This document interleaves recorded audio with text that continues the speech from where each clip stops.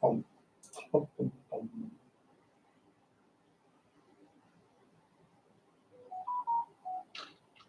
All right, looks like I am live. Fingers crossed the audio is good and I don't have to restart and screw everything up. Hopefully someone's listening. I'm not here alone talking to myself, which is normally what I'm doing in my studio. You know, sitting alone talking to myself, drawing, painting.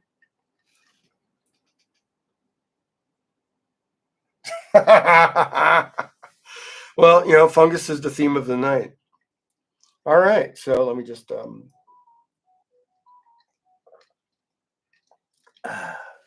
little bit of liquid to keep the thread from drying out too fast.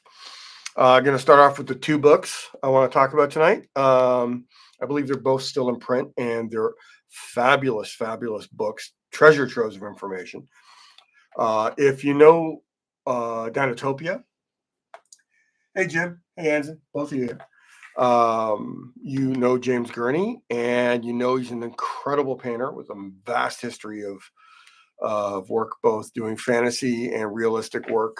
I think most of his realistic work was for National Geographic.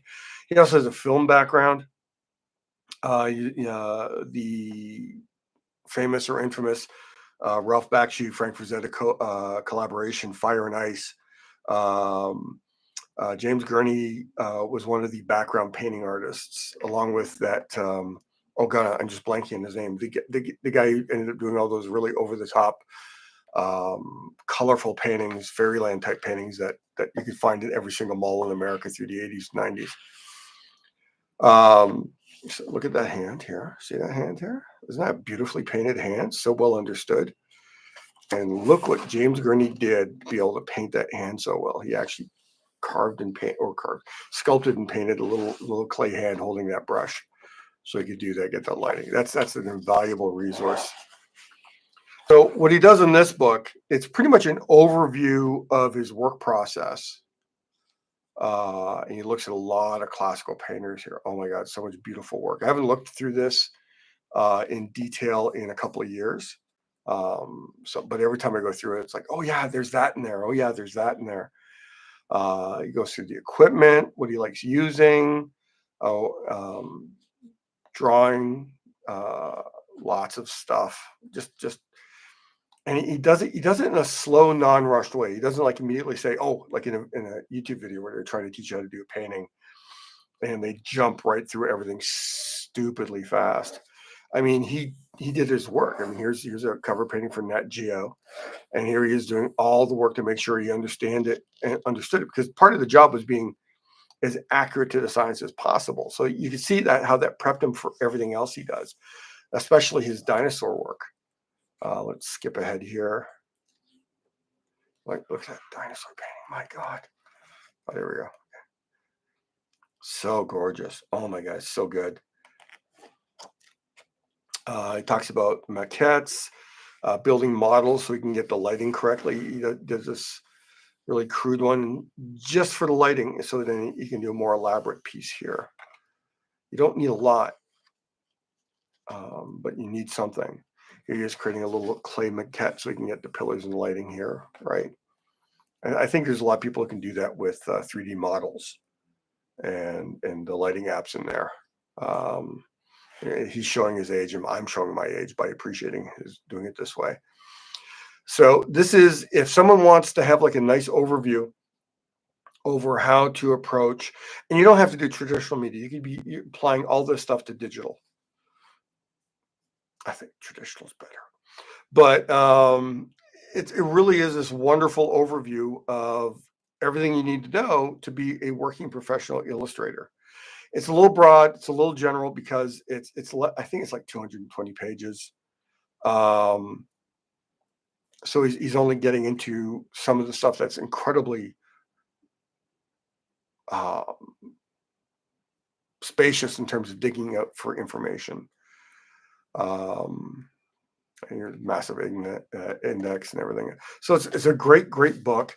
I got this a while ago, so it was like $31. I'm pretty sure it's probably more now. I'm probably in, it's like 50th printing. What did I get the first printing of this? Yes, I did. So first printing 2009. I'm probably sure it's like way many printings later because it's just too good a book. I don't think anyone's going to let this go out of print. It's too good. And the other book is this follow-up, and so he covers everything in general, and then he does this follow-up book that is nothing but an exploration of color and light and how to approach it as an artist. And I learned so much from this book. It is astounding, all the content and information and just so many things. I mean, if you can see it, this is a white bust of Lincoln, and the shadow is full of like golds and purples. And it's this tiny little photo, and the shadow is just, oh my God, so good. And again, showing a bunch of artists that inspired him. I'm gonna go a little faster because I want to get to my own painting soon. I got some other stuff I want to talk about. So he talks about light sources. There's an extent light and form. These are one of those things I always love when it's like they do the color in a checkerboard, and then they reveal that all the different, like, I mean, that color, that white is the same value as that black. Isn't that crazy? Absolutely crazy. It's just one of the things you learn. The more you paint, the more you do studies like this, light hitting colored balls, knock on wood, just to see what bounce light does. Look, Conan. And I gotta say, and here we're getting into like color wheels here. Search for pigments. Look at that. That's a type of a color wheel, right? A lot of artists will make their own color wheels.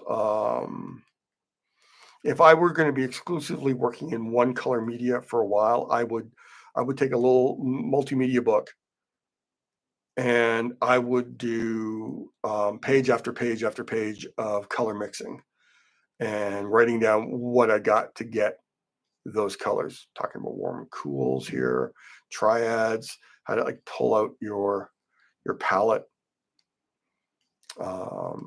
gamut mapping. This is amazing. When I was first learning about this in college in the 80s, they talked about it. They showed a couple of pictures of it, and you had to figure it out on your own. Now there's actually digital tools to do all the gamut masking you could want online. It's amazing how many tools and resources we have. And it's like, I don't want to spoil the book. It's like, if you want to paint and you want to learn color, there's another book that's photo based in terms of color that I think is a good secondary resource to this. But if you really want to learn color, I don't think there is a better book anywhere. The Loomis book is really good. The Loomis book on illustration, which I almost put together with this, but I figure I'd do Gurney books and I'll do the Loomis book next week. It's called Creative Illustration. I'll talk about that next week. I think the Loomis book it's weirdly a nice collaboration. If I was going to recommend 3 books to someone who just finished art school and wanted to get further along, I'd recommend these 2 books and the Andrew Loomis Creative Illustration book. These are just fabulous books. So, oh, there's been some chatter. Hang on. Let's see.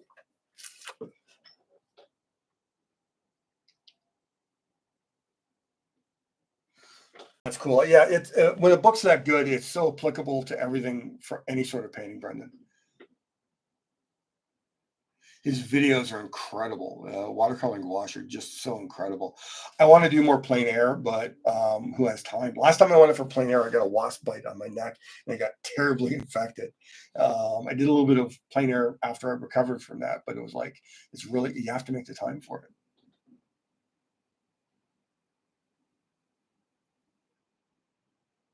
Glenn Loach is just, yeah, he's so good. It's the guys you play with color that do so much.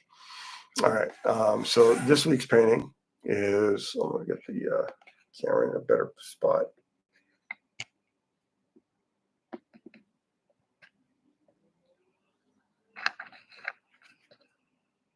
That's pretty good.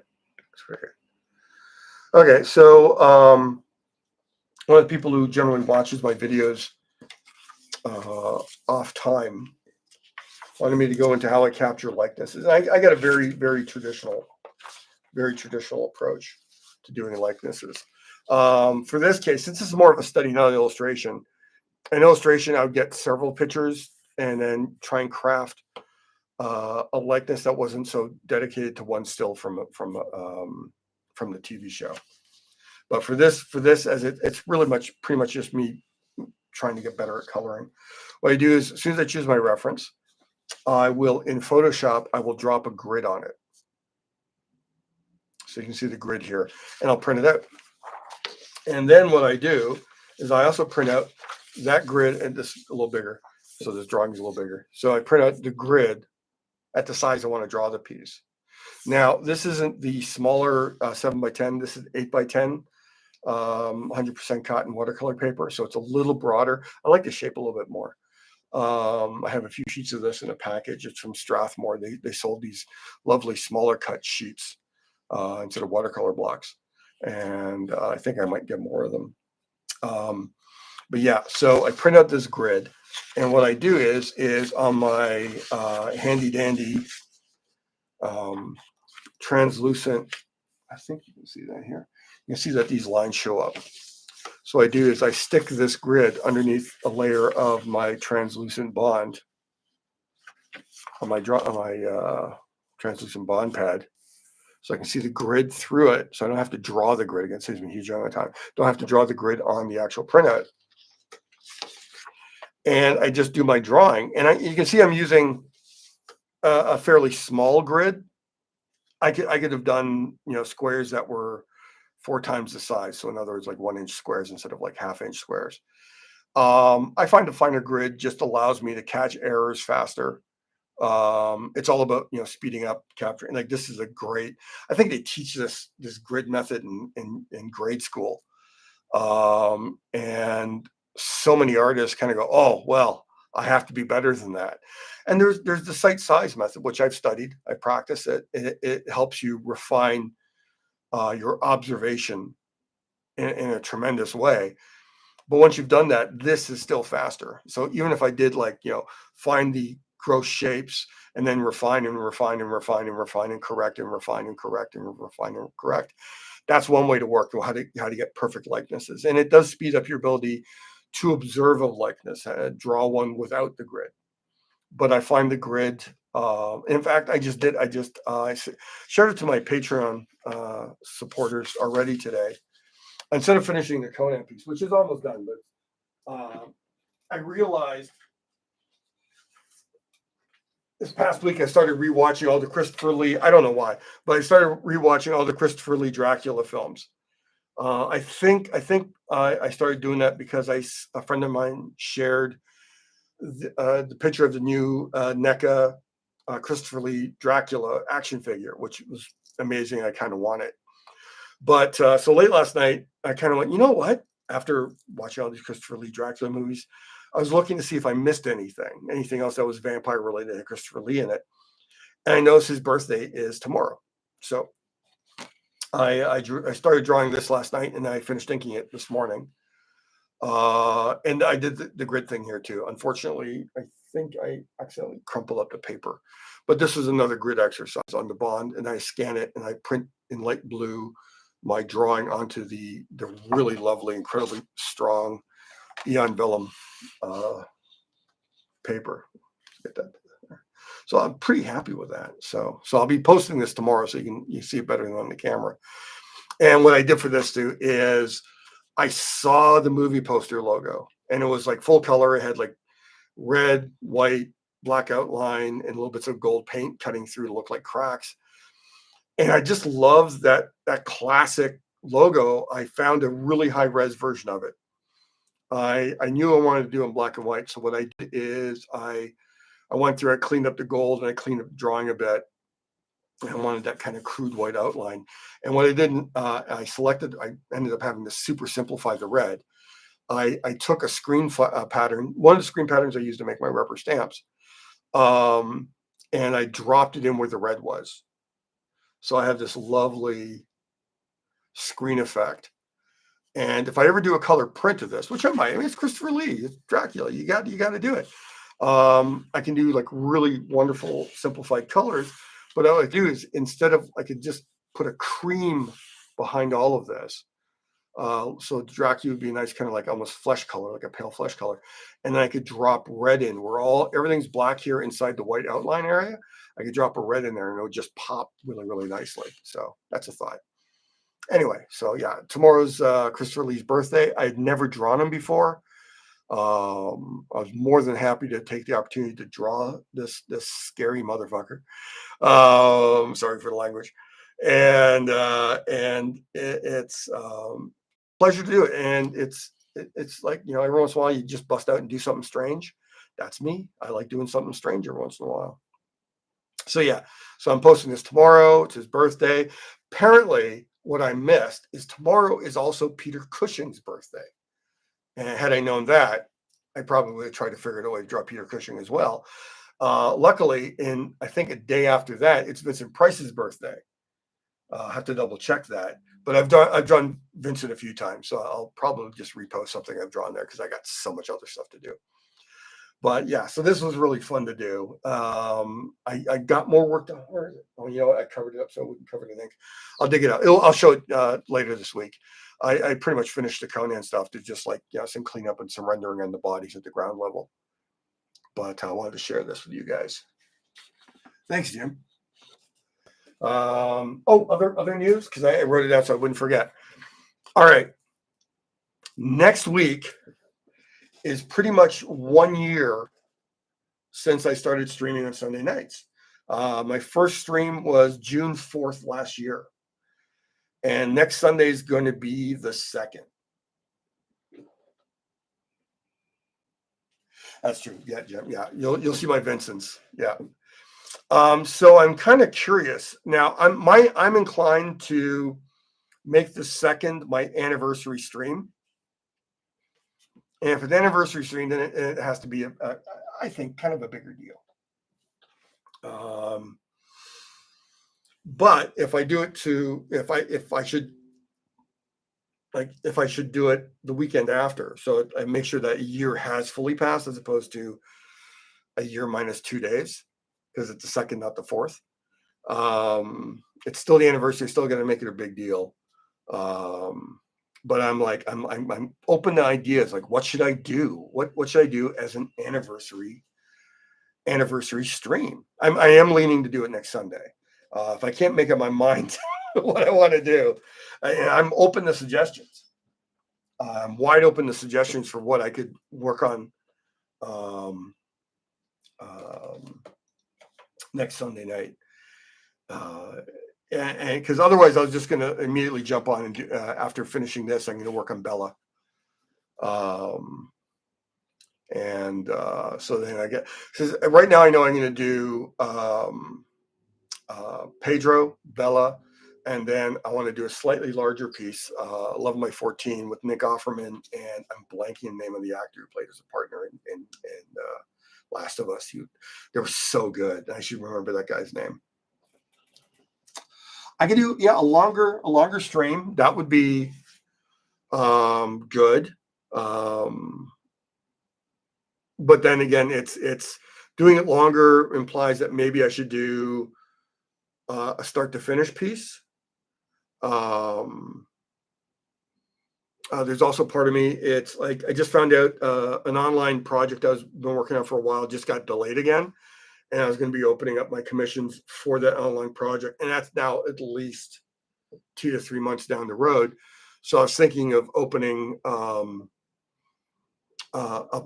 commissions to you guys. And that way you could directly not only get me to draw what you want me to draw, like a monkey, like a performing monkey. But then it's like if I had 2 or 3 pieces, I would do all 3 pieces during the stream, so that would be a longer stream. So that's one thought. A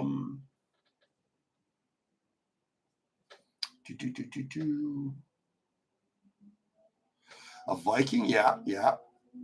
I'd love to do. I got some sketches and everything. I'm not entirely sure about the designs, I understand, but a creepy horror themed Viking would be perfect. Yeah, that episode was probably my favorite episode of the series. The series was just so strong, start to finish. But that was that episode. Considering, weirdly enough, I was like, 2 episodes in, I was so hooked. I was watching video recaps of the game, so I'd be like reading the book in advance. And then what they did was so different from what happens in the game, and it was so much better. And then you find out like the guy who wrote the game was like right in there making those changes, and it was so beautiful, a love story. It was so good, and it dealt with the horror of the end of the world, but finding something magical in it. And I think it was so necessary. I'm gonna wax poetic about Last of Us because I just rewatched that a couple of weeks too. The ability to find relationships and hope in that massive an apocalypse, and they did such a good job of making it the scariest thing ever, was just so incredible. Viking monster coming off a longboat amidst the spray of foe. So he's killing everyone. Shaman from We Being. We Being. I don't get the reference of We Being. I missed that. Sorry. I'm thinking years ago, before he burned out my interest in his work, there was a good Viking series called Northlanders from Vertigo. And I did a Viking like skewering the viewer with a sword.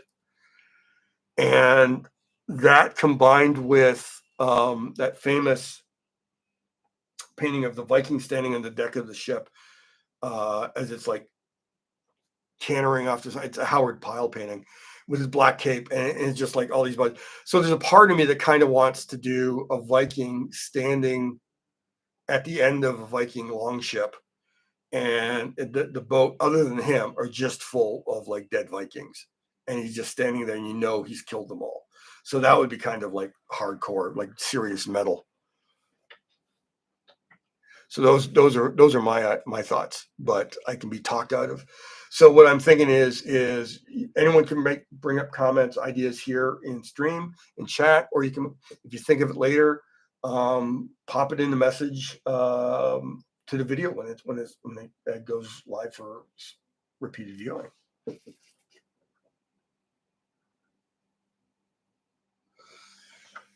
Okay, that what we do in the shadows, doing a cast piece of what we do in the shadows would be fun. I've drawn Ordinary Human Barman, just a mouth. I'm trying to think if I've drawn any of the others. My former art rep, well, one of his occasions asked me for a favor and then didn't pay me for it. This is the art rep that ran off owing artists hundreds of thousands of dollars. He was doing a musical thing in a studio, and they were riffing on what we do in the shadows. That would be cool. Hey, Stacy, how you doing? Stacy, right now we're just spitballing what I'm going to do next week for the anniversary stream. Indiana Jones. I've drawn one Indiana Jones. A smaller piece. I loved it.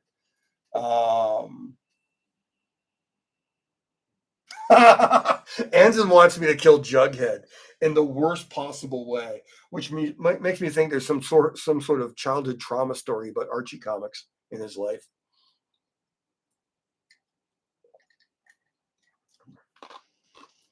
Right now, I love the idea of a Viking on a boat or a cast image of what we do in the shadows.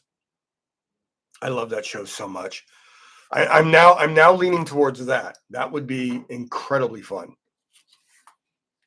All right, so what we have here is Stacy missed me talking about like all the reference. I'm tempted when I'm done this. I don't know if I should sell, because someone was like really loving this pencil drawing, and it's a preliminary drawing for a painting, so it's not a drawing, but they liked it anyway. So I'm tempted to either make it part of a package if someone buys the original for this, or keep it separate in case someone doesn't like my painting but they like my drawing. So that's there. That's the option. So this is the reference I'm using for the painting. Now I'm using the Zorn palette, which does not have blues, does not have greens. and he's wearing this. I pushed up the colors a little bit so I can play with it before I print it out. So the green's greener. It's more slightly more dirty or earthy green, and I can get close to a green with the ivory black and yellow ochre. So I think I don't think I'm going to bring green into the palette. I'm going to stick with the Zorn palette with this, even though there's some like natural greens in the background. I think I'm just going to stay away from that and let the reds in his face be the only natural vibrant colors in here, because it's a very sappy or acidic. It's a very sharp green, so I think it's acidic green. And here you can see I initially did a watercolor value check using cobalt blue to get some values, and I felt the cobalt wasn't going dark enough. It was getting too bright a blue, so I brought in some indanthrene blue, which is kind of like a warm purplish blue. It's kind of like ultramarine, but a little off ultramarine. And I used that to push the values a little bit darker. And then I went in with a little bit of black colored pencil to get some of the darks in there. And still, like, this would be the darkest spots in the painting, and they're not black. I can push those darker. So the colors I'm using acrylics here. Because I now know I'm doing Zorn paintings right here. I stopped using the Liquitex acrylic gouache yellow ochre because it has white in it. Turner acrylic gouache, I believe, is pure pigment, PY42. So that'll give me a pure yellow ochre to play with, and I'm dealing few colors, like titanium white, yellow ochre. You want the colors to be right. And I wasn't able to find a nice ivory black in an acrylic wash. So I went for a heavy body acrylic. I'll mix it down with matte medium to get it thinner and a little flatter. And the same thing, I wasn't able to find a nice acrylic wash. I mean, I could go out to different art stores and get it, but for this week, I wanted to have it on hand. So I got Cadmium Red Light. These are the traditional Zorn palette colors: black, cadmium red light, yellow ochre, and titanium white. Now, Zorn used, of course, the toxic versions. I think he used Scarlet, which had something poisonous in it. Ivory Black was always Ivory Black. Yellow ochre was probably yellow ochre. The white might have been a lead white, which of course would have been incredibly poisonous. So these are the colors I'm working with. And one of the things I like doing, I find I do have water. I will thin out water with the acrylic paints to get like vaguely translucent washes or glazes. What I prefer doing, because it doesn't break down the binder. I find if I really thin out my acrylics with water, the binder that keeps those colors together breaks down. Whereas if I use matte medium, which is slightly cloudy, I mean, I could use gloss, but I don't like gloss medium that much. I like the varnish to be gloss, but not necessarily the mixing medium. So I'll use matte medium, which essentially is more binder, really. And so I'll use that as a mixing medium. And I can do glazes with the matte medium that hold to the surface better than water thinned out paint. Here we go.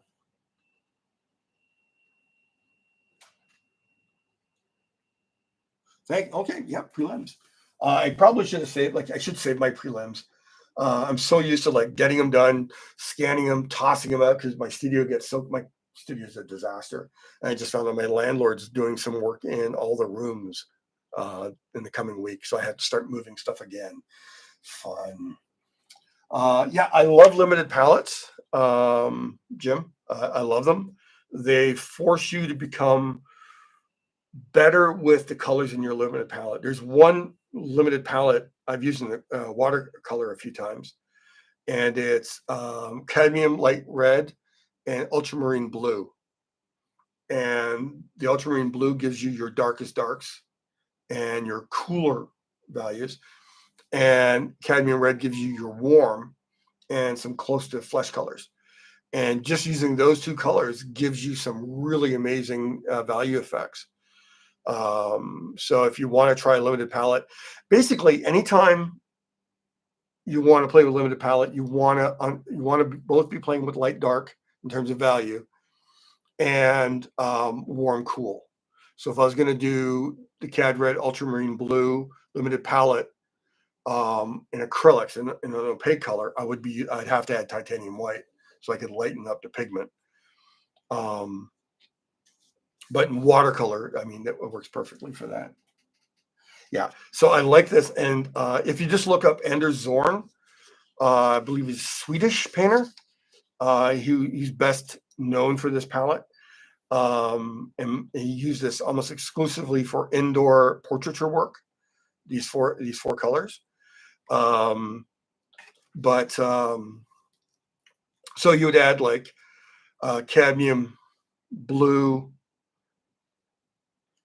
maybe an ultramarine or a cobalt. Did I say cadmium blue? Cobalt blue. And some greens and some other yellows for landscape work.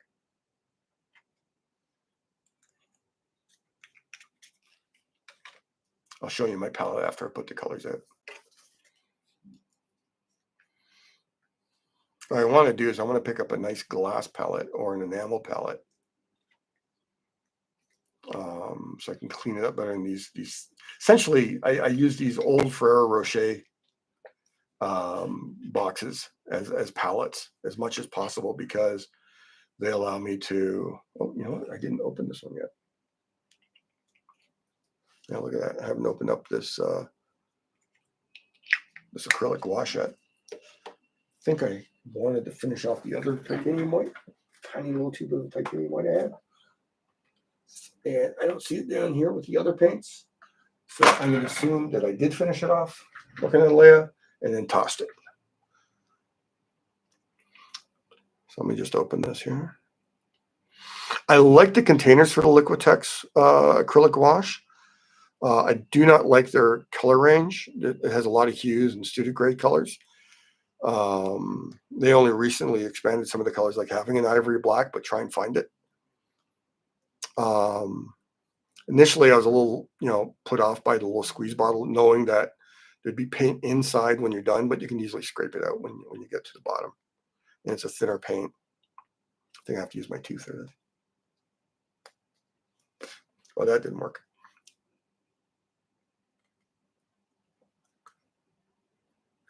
I just got white paint in my mouth. Wow, these are not coming off easy. That's what you tuned in for, to see me struggle with an acrylic paint tube canister. I might have to cut this. Yeah, I'm not going to futz with this too much. I'll just cut off the knife time.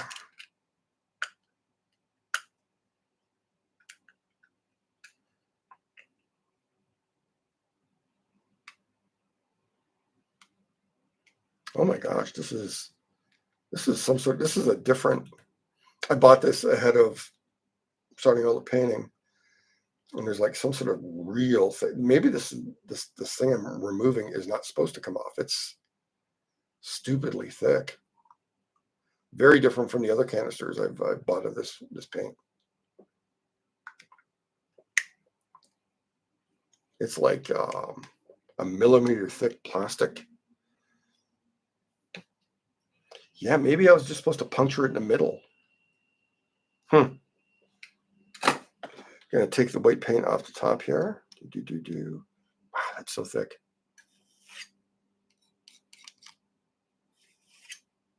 Throw that out.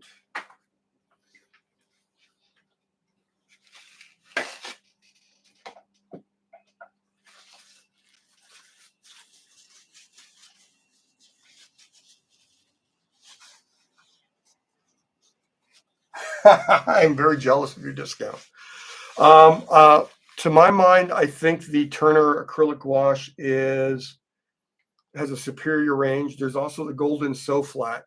My son swears by the Golden So Flat, And if I didn't already have the acrylics, I probably would be 100% on board with the gold and silver flats. And put a little bit more, there we go, a little bit more white. And then I take some matte medium and I dump it in a corner near the bottom. Ooh, listen to that pop.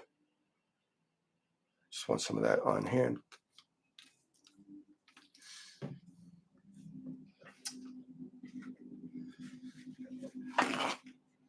I should take a look at your, I think you sent me a link and I looked at it for one product, but I didn't look at it for a range of other products I wanted to check out. I should do that soon.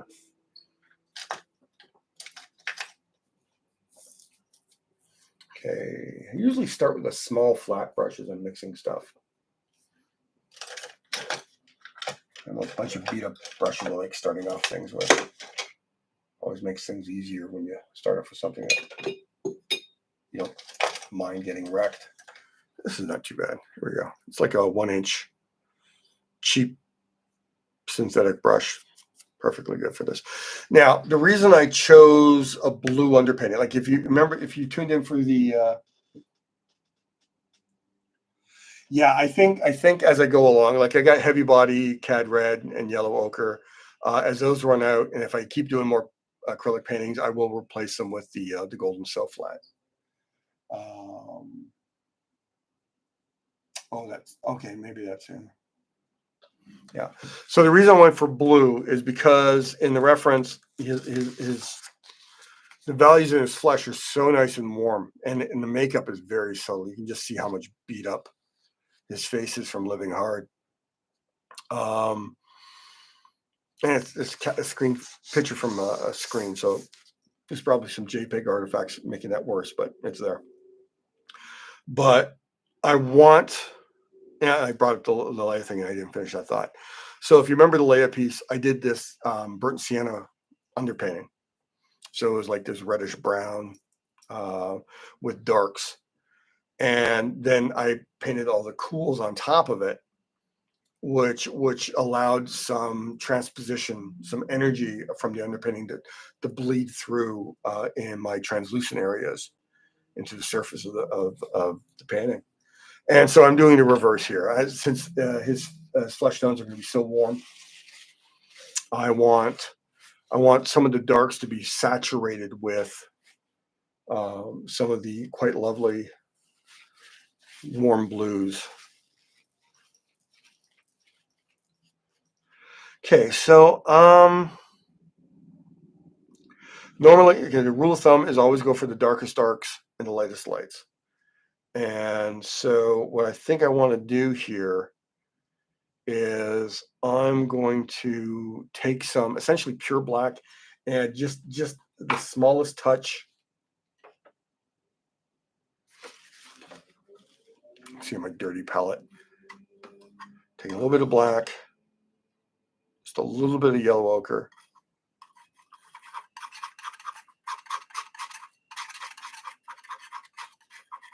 So this is giving me kind of like a 90%. Is that more of a 90 or an 80? I think that's like an 85% value. Yeah, all those little value studies you did as an art student. Yeah, they come in. I think I want a little bit of red in there too. Let me just put just a tiny little bit of red.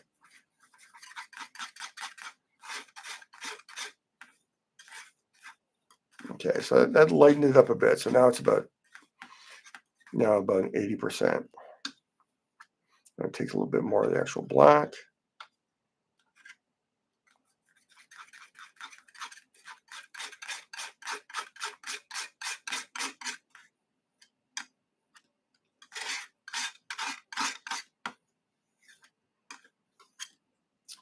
So that gives me a pretty nice dark area to start with. I can always push things closer to pure black as needed. I try and avoid using pure black as much as possible, so I can let it have its full strength when I need it. If I'm going to go for a finer brush here. I got this old another white nylon. It's filbert maybe. It's a smaller painting, so I should probably start with a smaller brush. So, and I'm going to actually take a little bit of medium and mix that in. It's going to make it a little translucent, like I said before. So the medium's down here, and I'm mixing the medium into the paint.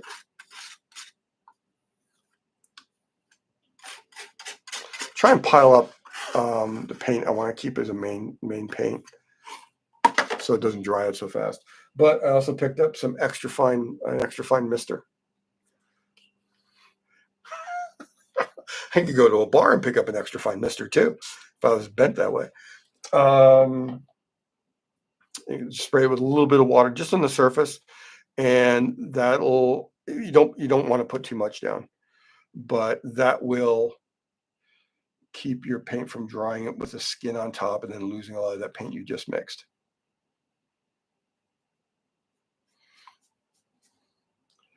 And the matte medium does a wonderful thing of thinning out the paint a little bit.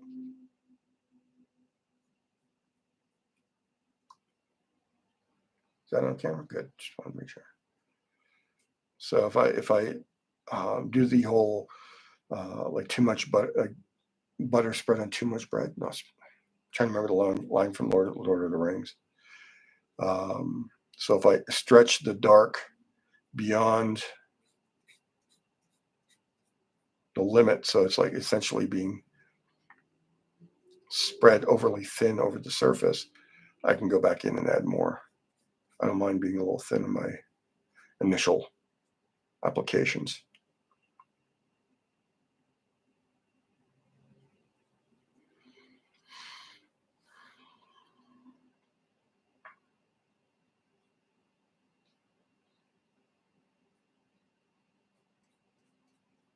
It's actually, okay, good. It's right at the bottom. So I'm not going off camera for any of them.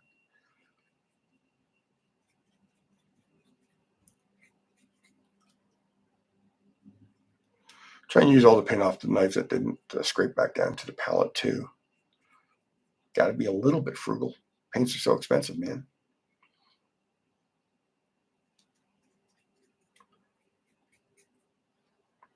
Now you could, what I did as an art student when I didn't really understand the assignment was you did these weird little, as the art teacher told me to, I did these weird little like 1-inch squares to figure out, where my values were. So I'd mix out a little one square, like I just do this, one little dab of that dark, and then I'd leave that. I'd go to, it's a great way to practice your palette skills, but then I would go to the lightest light, and then I'd daub that there, and then I'd go back and look for another dark, and I'd daub that down.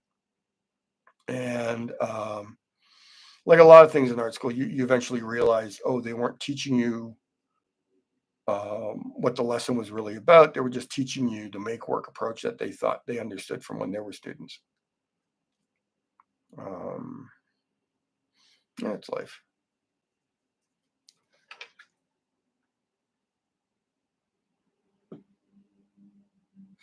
I played with the Stay Wet palette. My son's a big proponent of his Stay Wet palette.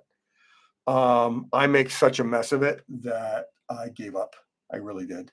It's I can see the value of a tool, but I am doing almost, I would say at least 80 to 90% of my work is pen and ink.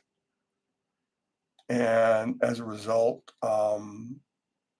my work habits around the Stay Wet palette just aren't good enough to maintain it.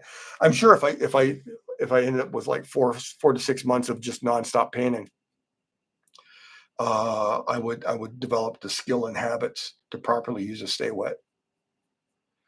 But as it is, I'm a bit of a klutz when it comes to it, and everything gets messed up, and it ultimately ends up being the only benefit I get from a Stay Wet is I can take off the top sheet and toss it.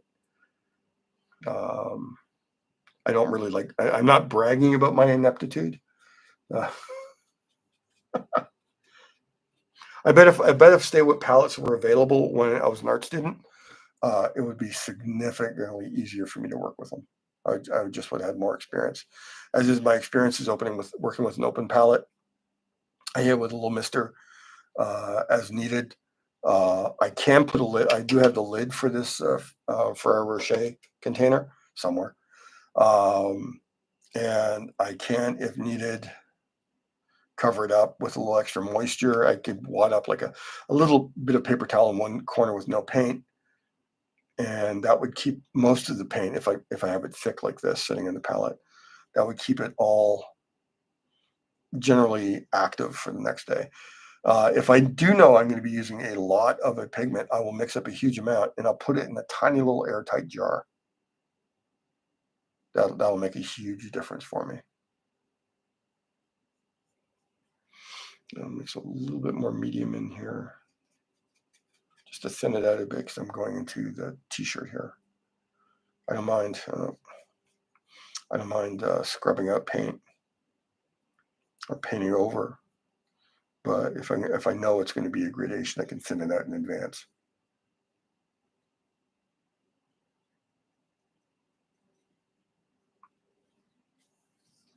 So you see the change just from those darks, how it completely skewers the values of the overall piece. Let me put some more.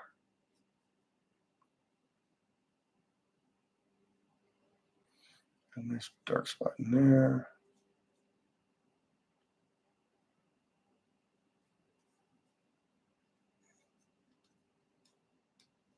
As I bounce around the palette, the painting, finding all the darkest areas that I want to work with, and understanding this is still not 100% black. This is about an 85% black mixed with some yellow ochre and some cadmium red to give it more of a natural human color.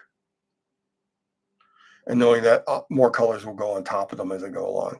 And yeah, the eyes and the eye and the nose, you can see how dark they are in the reference. It's essentially black here.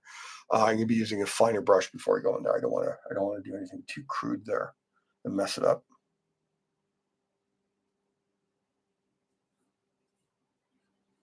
And in the hair, because the area is so large, I can actually just do like flat strokes in the direction of the hair, which is always a good thing. Move the direction of the item that you're painting. Item, subject. Nice little black here. One of the benefits of using a limited palette, if you run out of a color for an area, you immediately understand that since there's so few colors that you're playing with, that it's much easier to mix that color again because it's only, your options are so limited. Back when I was using like a 9 or 12 color palette, and I finished with a color, and I'm like, how the hell did I get there? And then it takes so much longer to remix those colors. I'm a much bigger fan of using this limited, since I've been playing with it for a few years. I'm a much bigger fan of using this as the spine of my palette and add other colors only as necessary. And that will let me more depthly find colors after I've mixed. This is going to be darker here. I'm going to show you guys something. I mentioned how I'm going to find the green in this by mixing yellow ochre and black. So if I do it thin right in the white paint here, see, it's almost like a bit of a wash. See if I can get that in the camera. You can see there's kind of a green in that, despite my adding a red. So I'm pretty confident I will get a pretty workable dark green-ish color by just yellow ochre and black. Which must sound weird to a lot of people. It's like, because you're always, no, green's blue and yellow.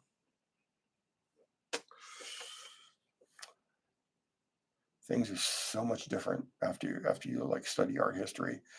If you really, there's some great deep dives online, various places about like the palettes of the old masters, the Renaissance, all the early painting years, what colors they used, and a lot of them were poison, of course. But some of the colors were almost impossible to get. They were so expensive. So their workarounds had to be brilliant, had to be on the mark. So I mean, imagine if you weren't able to get a powerful enough green. How did you make green, right? One of the ways was, earth values mixed with colors that seem to have blue in them when compared to other colors. Limited palettes, man, they rock. You'll learn all this stuff as you go. You get to pop these new skills in. Feels like that's almost a black there.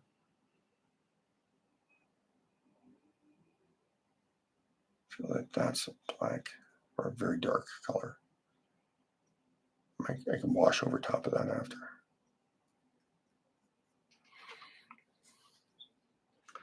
I think these are most of the major transition area black. Boom, boom. More of a black in there. Bit of a black swooping through there. A lot of little bits of black in the hair. I'm not entirely sure how I'm gonna want to handle them. I might just do it all dark and then do values of painting towards the light, which is one of the better ways to do it. I'm gonna leave it like that. Now, what I might do is I might thin out this faux black with more medium, so I can do like almost like a glaze of that color in his hair, and get the value right for me to paint lighter highlights out of it, like all the gray hair they gave him. I wonder how old. I gotta look up again how old Pedro Pascal is. I mean, he is. The first time I noticed him was in a Buffy episode where he got killed pretty early on, when she was in college, I think. So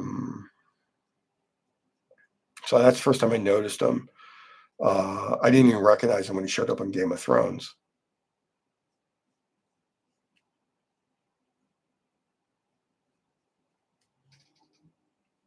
So I don't know if he's old enough to have that much white in his hair, especially working in Hollywood. Um,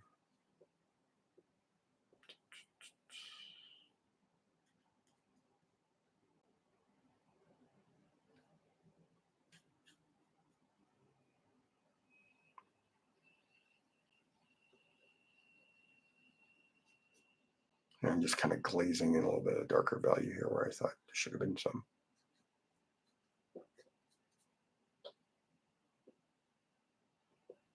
Really dark values, like right here in the mustache. Yeah, I'm gonna put this aside, grab a finer brush, probably another beat up old synthetic. I tend to like those for cheap brushes, man, because brushes don't last.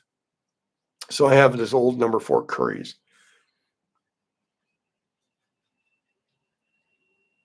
I should probably wear my glasses. I keep forgetting to put them on for streams. Let me check for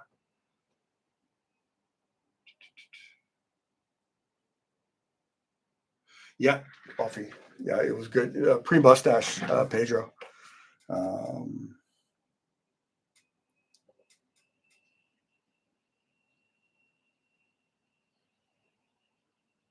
Now, this is one of the areas I might go back in and really, really push.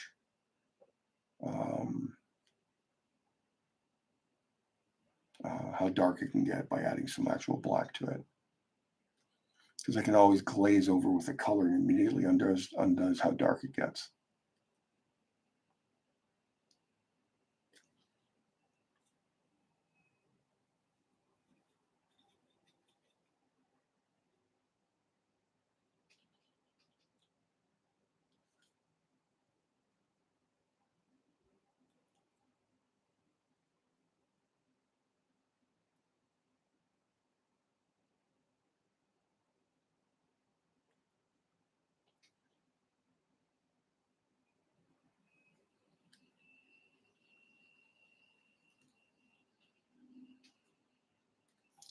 May look like I'm not putting anything down. That's sadly just the camera here because I'm actually darkening down these areas subtly.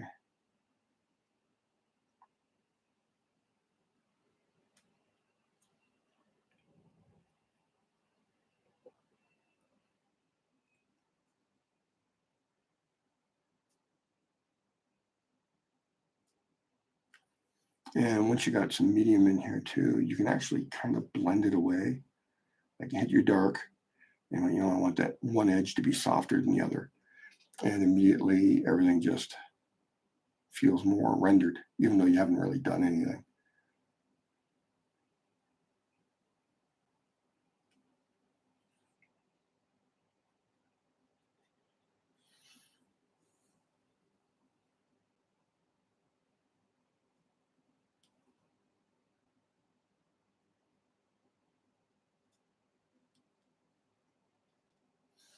There's a lot of video I've been watching. I'm trying to get a sense of like what other people are putting on their YouTube channels to make sure I'm not replicating stuff that's already been done a million times, and also making sure that I'm giving you something that's, you know, unique here. There's some really good videos. There's some terrible video channels. So I think I'm kind of doing.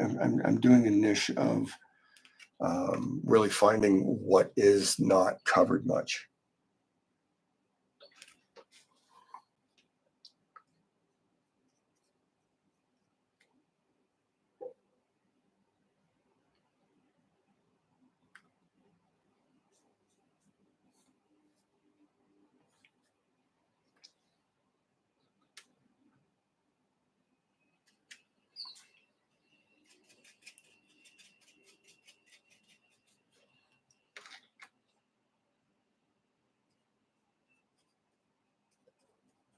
Here, I just want, the beard's a little tricky because most of this is going to be carried by how I render the hair.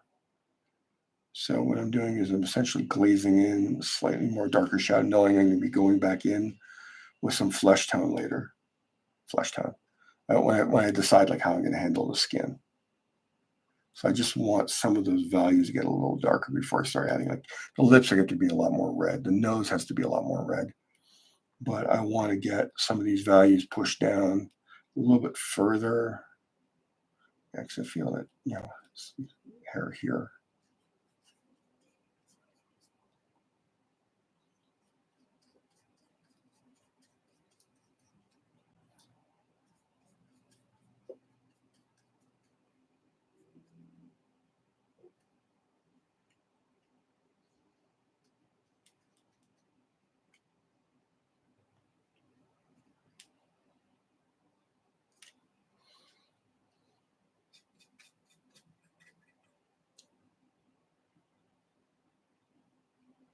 Also, this earth tone going over top of that kind of purplish color you can see in the indothrene is a lovely job of neutralizing it a bit.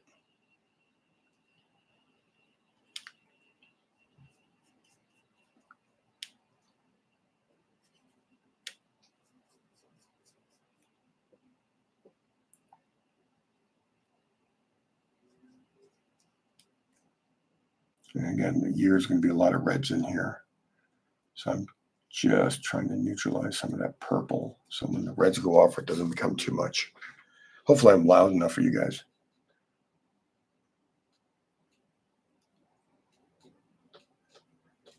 Trying to do ASMR painting videos. And here's a happy little fungus just trying to grow. But no, Joel's over here with his gun shooting the fungus. Not a happy thing to do there, Joel. Not a happy thing to do.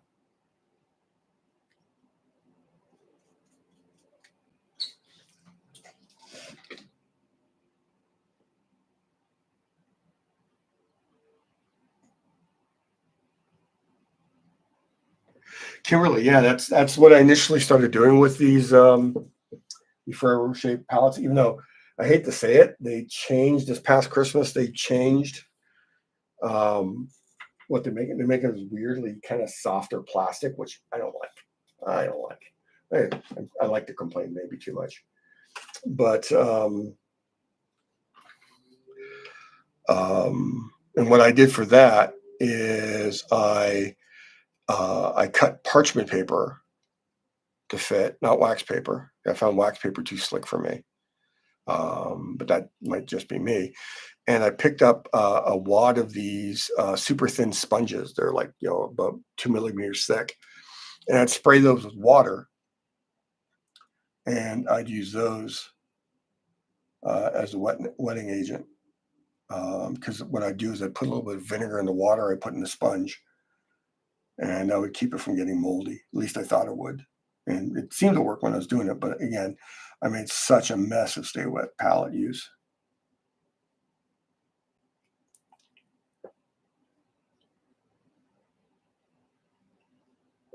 I think I've generally explored the darks that I'm going to be playing with to the most here.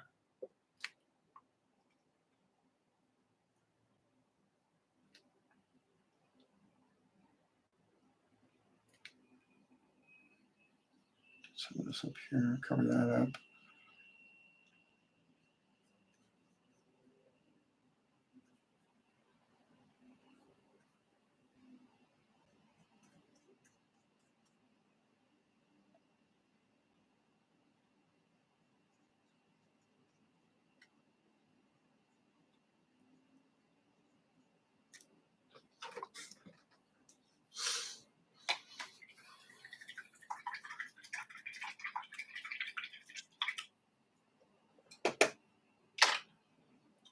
So now what I'm going to do, take a little sip of the drink here.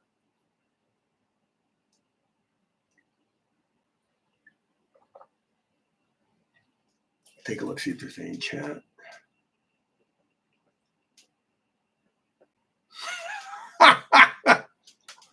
Again with Jughead Essen. Thanks, Lucifer. I'm doing my best. It's a very process-driven approach to painting. And I find that the older I get, the more I think process is the best way to approach everything. Now, I just showed off, there's my water bottle. I just spread the. It's a really super fine mist. I love it. It's apparently specifically for plants that need to be given a super fine mist. And this is, I think, the finest mist spray bottle I ever got. I think it was like a 2-pack for like $12 on Amazon. Yes, I buy from the devil. And but it's perfect. I don't know how long it'll last, but I got a 2-pack. So when this one breaks, I got another one. So yeah, I'm kind of in love with this mister. It's the best mister I've ever had. Mister. All right, so what I'm going to do is I'm going to grab that 1 inch.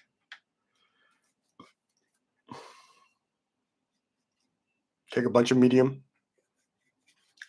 Mix it in with the remainder of that dark color I had.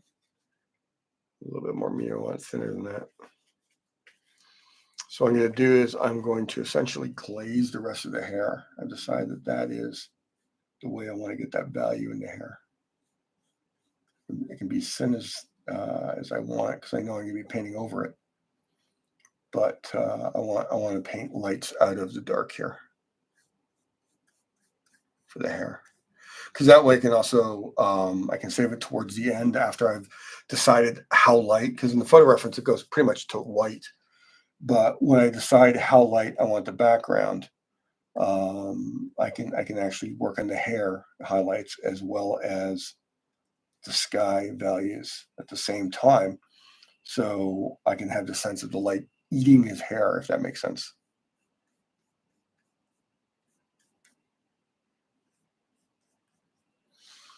I'm gonna do a little bit of this down here too.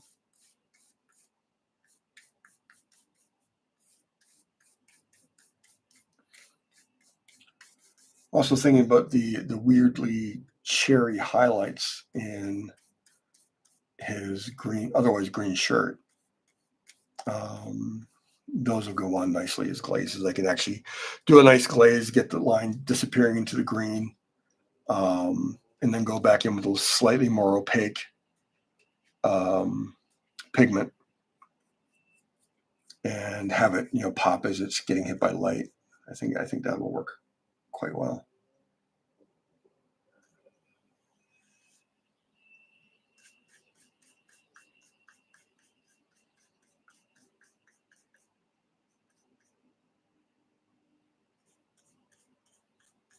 So I'm using this very thin to greenish black to give me a nice darker value here at the bottom of the shirt. Sweet blue there. Smudge it out.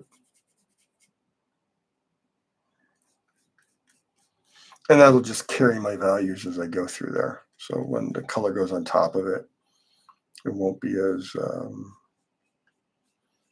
it won't be sitting on top of the overall piece. It'll be a part of this dirty color approach that I like to do.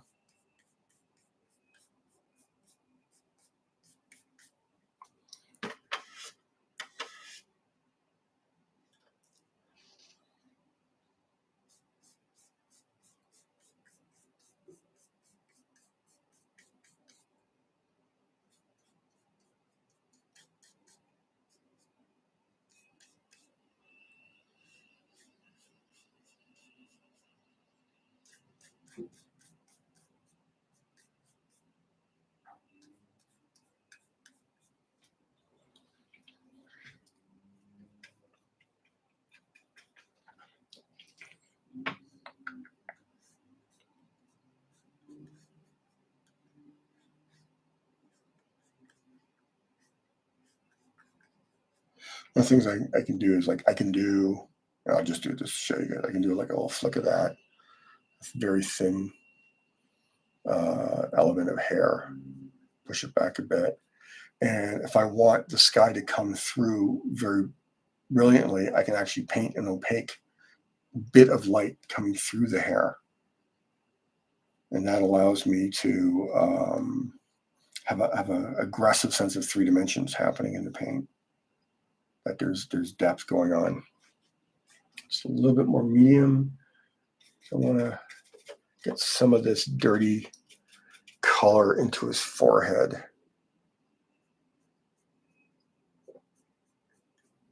From the shadow of his hair. I want to have this come down here a bit too. I'm using a texture. So after I do the watercolor, and then I use the colored pencil. As a kid growing up in Canada, we call them pencil crayons. So after the watercolor dried, I hit it with a couple layers of workable fixative. So the watercolor would stay flatter. It's not perfect. You can see some blue came out of it when I applied the matte medium. I did a horizontal stroke, made sure it's nicely spread out. And it picked up some of the watercolor through the fixative, moved it back and forth nicely, kind of fogs the drawing a bit, which I like. And after giving that like about 4 to 6 hours to dry, I think I actually waited a whole day. I did a vertical pass, and it gives a canvasy texture. It grabs the paint a little bit better. Sometimes on a too slick a surface, the paint just glides. And allows things like in this little area here. Let me pull up the camera. Again, you can see places where, as I'm essentially dry brushing, some of that blue's going to show through. I may never go back in and fix that. That's fine to me, because the important area is what's happening in the interactions of the skin and the light hitting the top of the shirt and all that stuff. So that's the important stuff to me. It's a little darker than I left it here.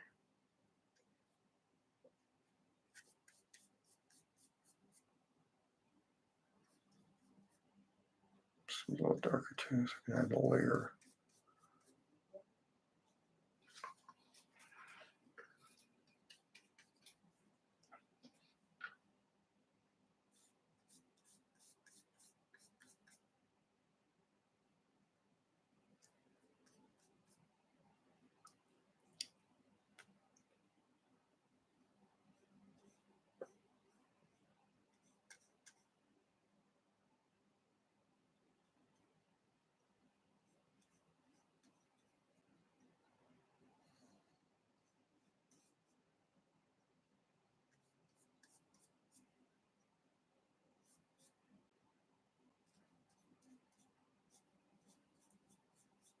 Don't have to be neat and precise. I'm using this big, stupid, stonking big brush. You don't have to worry about being, because the detail comes at the end, and that's when you start using the fine brushes and worrying about shapes and interactions.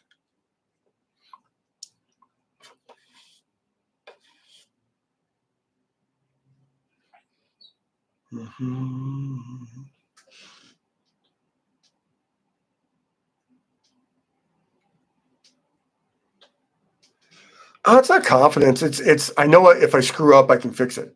It's acrylics. You can go over again and again and again. If this is watercolor, I'd be using a big brush just for the initial broad shapes, and probably already be chicken shit about using too thick a brush for details.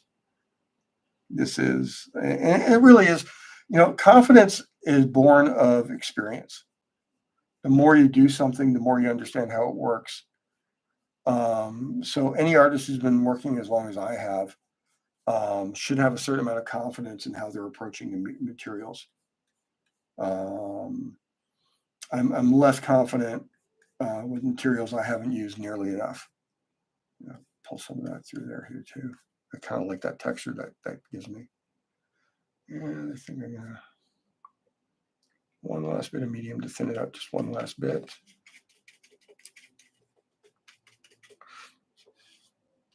Kind of love mixing with a dirty brush. Gives you surprise bits of paint.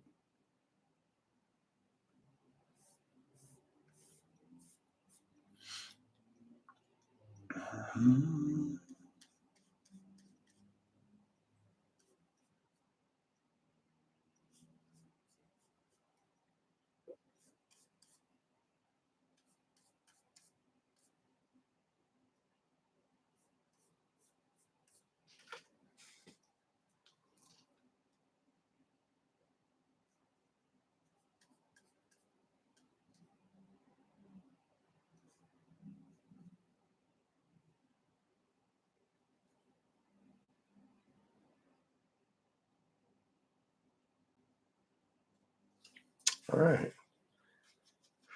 So that's me kind of done futzing about with the darks. Now I may come back to working the darks. I may push them darker still. Like I said, this is about an 85%, like guessing, not pulling out. Like I used to have those charts. I have one somewhere around here. I have a really good color wheel. It's a CMY Cave color wheel, which is a lot more accurate than RGB color wheel, if you're ever looking for one of those. And I also have a value meter somewhere around here in my studio. Those are really good when you're starting out, if you're worried about hitting your values. I'm not too worried. I have the photo reference here to know that I can go darker still with the eye. But I can save that to the end, because it's like, if I paint everything and it works better with the values being a little lighter, I get to stay that way. If I get to the end and realize, you know what, I really need those values to pop here in his eye and around his mustache and nose to really pull the detail to the face, then I have it there.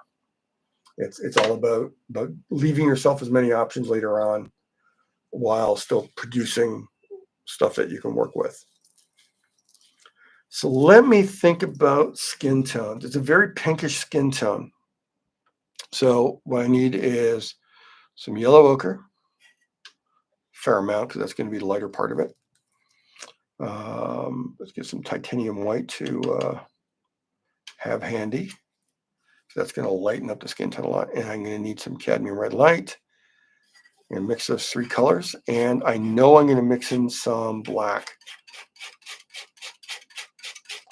Because what black does, and every art school I've heard of, every art student I've ever talked to, they're repeatedly told, don't use black.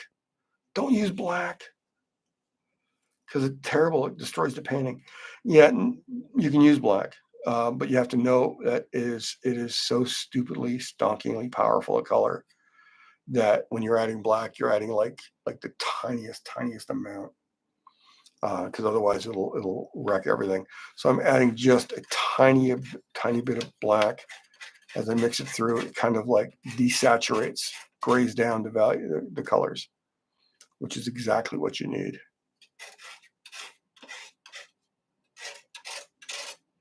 Scraping it, bumbling it up. I think that's still too dark. Probably more yellow than I want. I'll put a little bit more cadmium red, just a little bit. Get this over here so you can see what I'm doing. And just a little bit more white. We'll see what that does.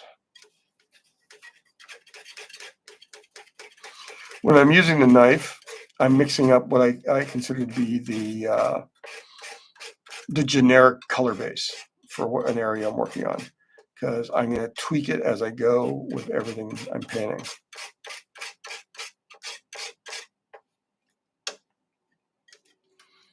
So,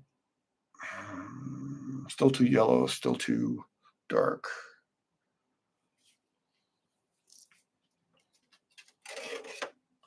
Scoop it up and move it all right there.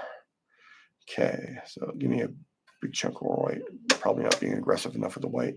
And I'm going to take me a big glob of the red. I'm going to do 2 globs to get rid of that white that I left there. Oh, look, I left some more white there. There we go. Put that there, though.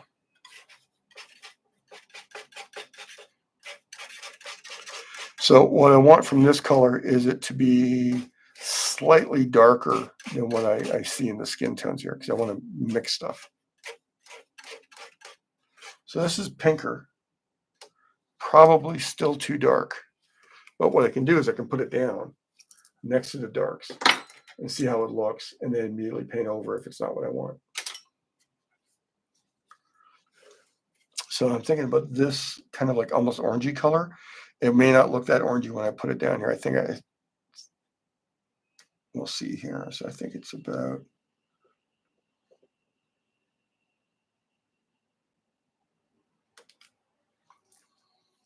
that's way too rich. Let me mix in some medium here. Thin it out a bit, see if it works as a wash. If this is too energetic, I really have to cut it with the white and the black a lot more.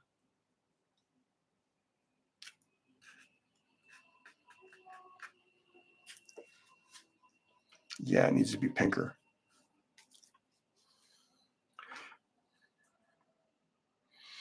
I'm going to take a chunk of this red, put it there. Take some of this black to neutralize it a bit. Again, just the smallest amount.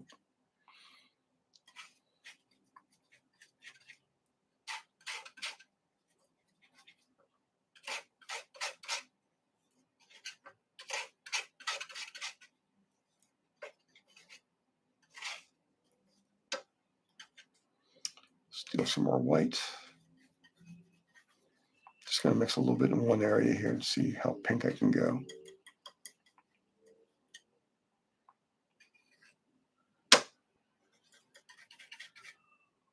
Getting really close to the yellow ochre there. Okay, I'm getting close to the lighter value I want. Kind of felt I put too much yellow ochre down and not enough white. But I want to avoid adding too much white anyway. This is close to that kind of neutral white pink I was looking for.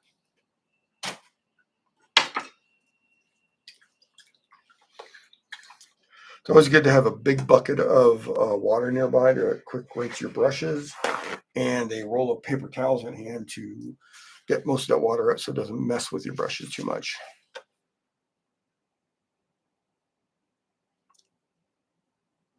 Still very orangey pinky.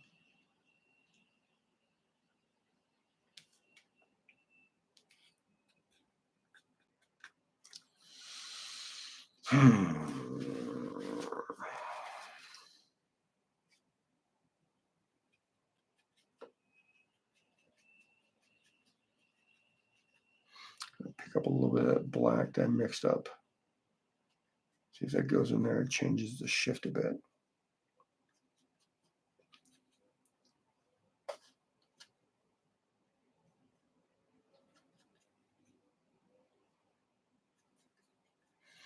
The black did dull it down a bit.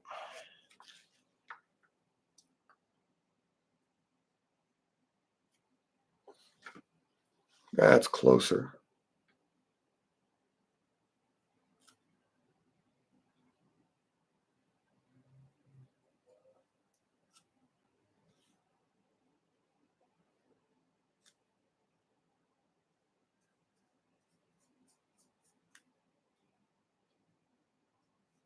Still might be too saturated for the highlights I want to deal with.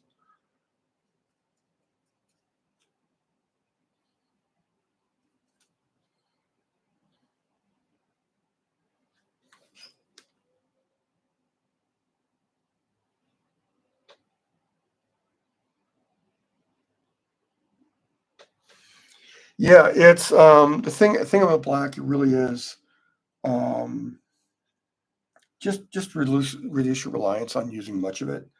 Um, One of my illustration teachers, not my painting teacher, he said, "Oh, use black when you need it." Absolutely, but the key point is most people don't realize how little they need it. It's such a strong, powerful effector on colors. I just added a little bit more to that highlight I'm using. It's giving me a nice grayed out, same value, but slightly more grayed out than what I've already applied.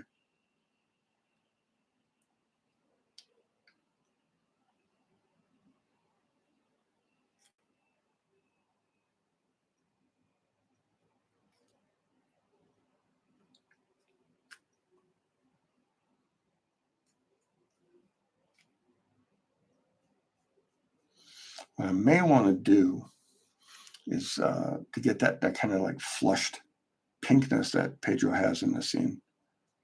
It's largely probably because I oversaturated the color a bit when I printed out the reference. What I may want to do is I may actually just want to take a nice red and turn it into a glaze wash, throwing it over this, and then painting out the lighter skin tones out of that. That might be the best way to go about it.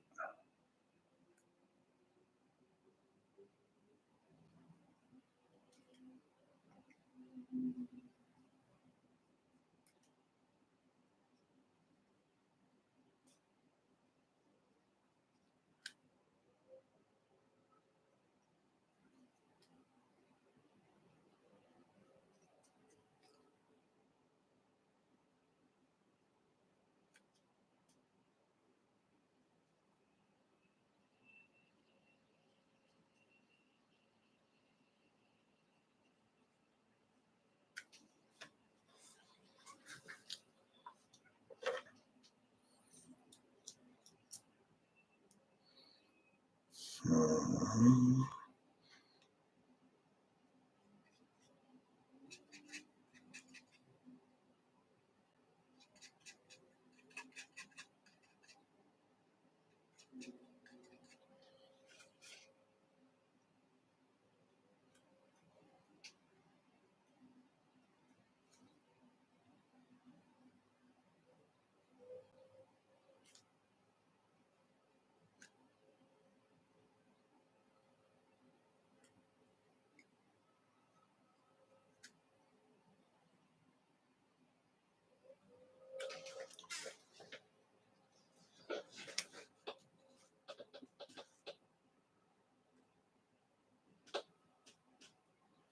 Yeah, there's nothing like black to desaturate and cool down a color aggressively.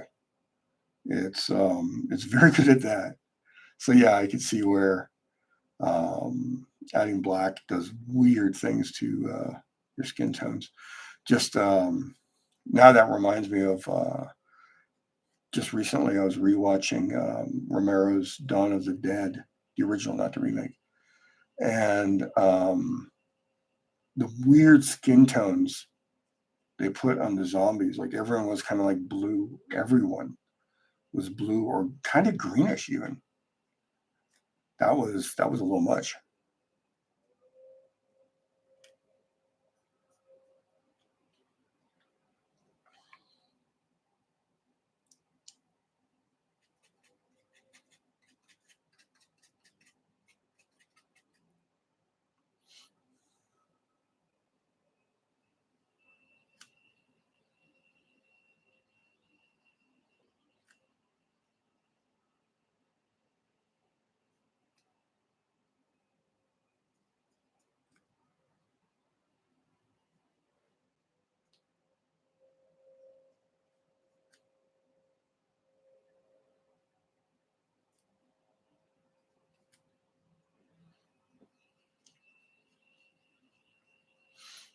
this is the type of thing. It's like I'm a little jealous of David Finch and his longtime routine work partner on his stream, where they can just chat back and forth, especially when they have guests too. And it's like, I'm still so tech inept. I haven't figured out how to have a guest yet.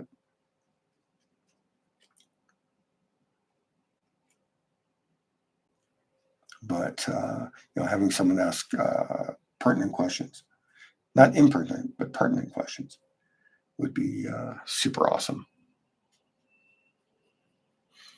So there's a little bit of that faux black I had mixed up, and I'm using it. I'm adding it back into the skin color, so I can get some nice dark neutral skin values here around the eyes. I'm almost dry brushing the pigment on top of the blue here. So I want the value that I got from that blue, but I also want the color to shift the way it does here.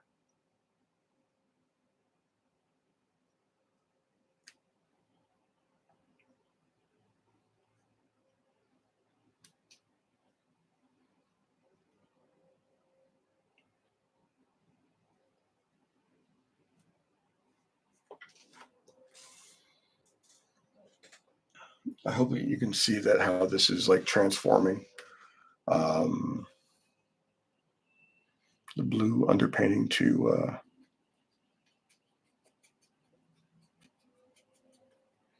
an actual finished art piece. I'm stepping along very slowly.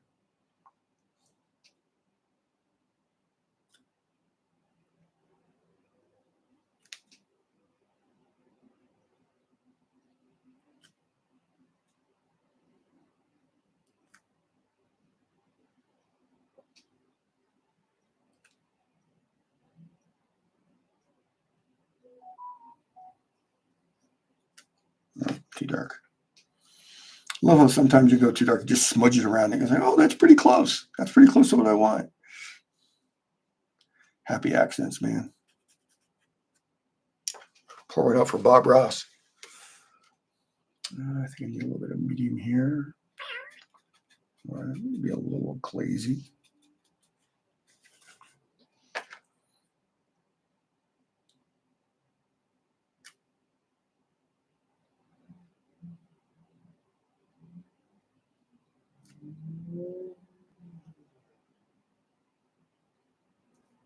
No, it needs to be lighter.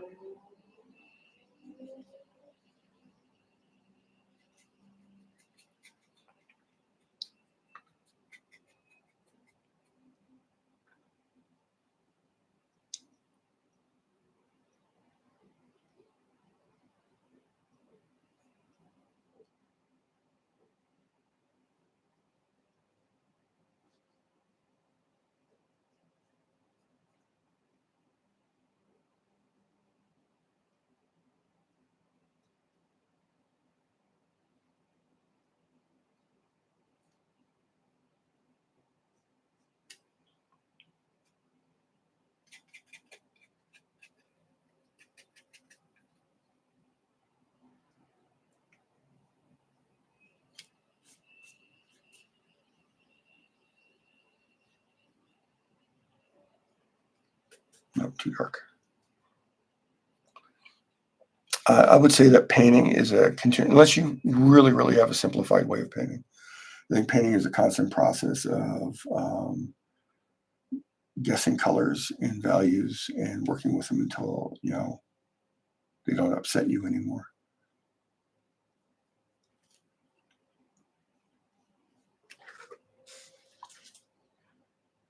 It's kind of a sharp decline in color here, or value. I pushed it too far, so I think I'll be finding the highlight there soon.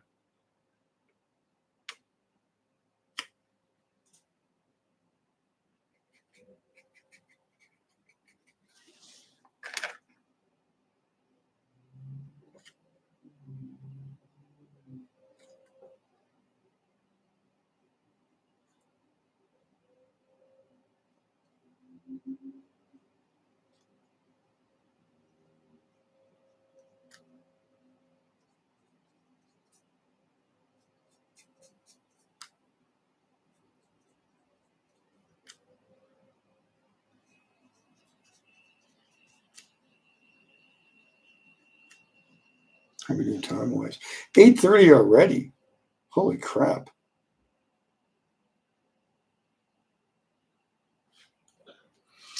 All right. How much more do I want to do? So I think I've done enough, like by establishing where the darks go. It gives me a lot of play in the lights. But I think let me just get this a little bit lighter.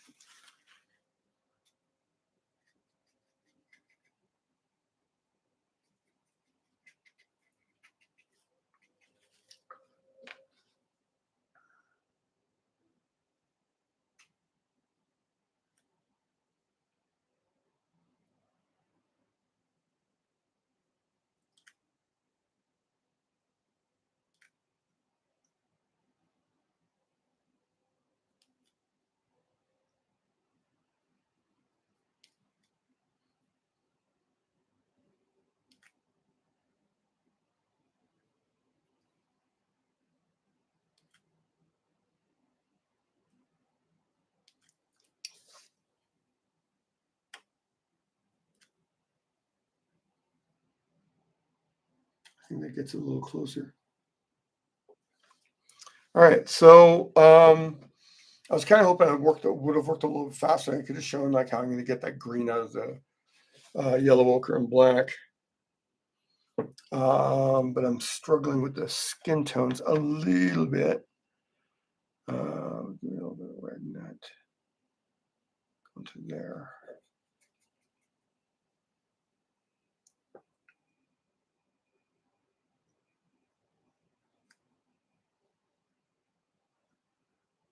I get rid of that orange, which means adding more black.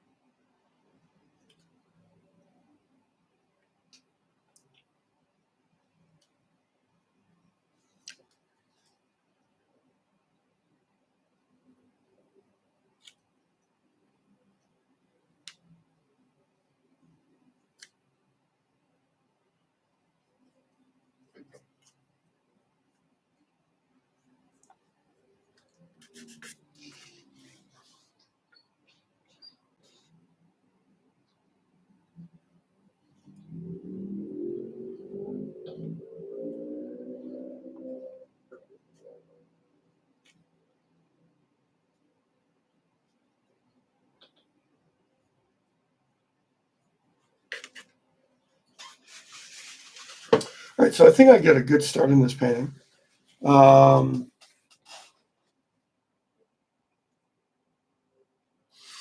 Yeah, I probably will, because I got a bunch of work to do this week. I just picked up some more cover assignments. I don't know if I'm allowed to talk about them yet. So, plus I got Second Coming and a bunch and more Coven stuff to draw. Yeah, I will work on this. I want to have this done by next week. Again, what we talked about at the top of the stream is next week is hopefully going to be I'm going to hold the anniversary unless I don't come up with an idea I like, and you guys are all coming up with good ideas for me. So next week would be the 1 year anniversary of my streaming Sunday nights, my Sunday night live drawing stream. There's a couple ideas. I might open a couple of commission spots just to do like an extra long celebratory day, because it started. I don't know if anyone remembers. Everyone gone back and watched to my first stream. One of my Patreons commissioned me to draw one of his Conan Exiles characters, which was really fun to do. So it might be good every 1 year to like make sure it's at least a commission piece. Um, and yeah, but again, if you have ideas, post them in the comment section here. Um, Thanks, Anson. Thanks for liking that cover. Thanks, Anson. Yeah, it's kind of cool. I haven't missed a Sunday yet. I mean, artists usually flake, don't we? So I've done, next week will be, I think, 52. I'll have to double check. I've done some other short videos. Oh, I tried to shoot a short video with a different sound setup this week, and the entire thing got messed up. So I'll try and do another short video or two this week to do that. It was a book review. But yeah, as always, please like, because likes are apparently very important. Please subscribe if you haven't already, because that's also very important. Feel free to follow me on Instagram at Richard Pace on Instagram. If you want to support me more directly, I have a $1 a month Patreon. So just $1 a month, you get to see everything. A lot of behind the scenes stuff. You get to see stuff earlier. So that's Richard Pace on Patreon. There's a bunch of links in the description of the video below. And yeah, so this should be done by next week. By Wednesday, I should have decided what I'm doing for my anniversary stream. And you guys have a wonderful week, and I'll talk to you soon. Bye.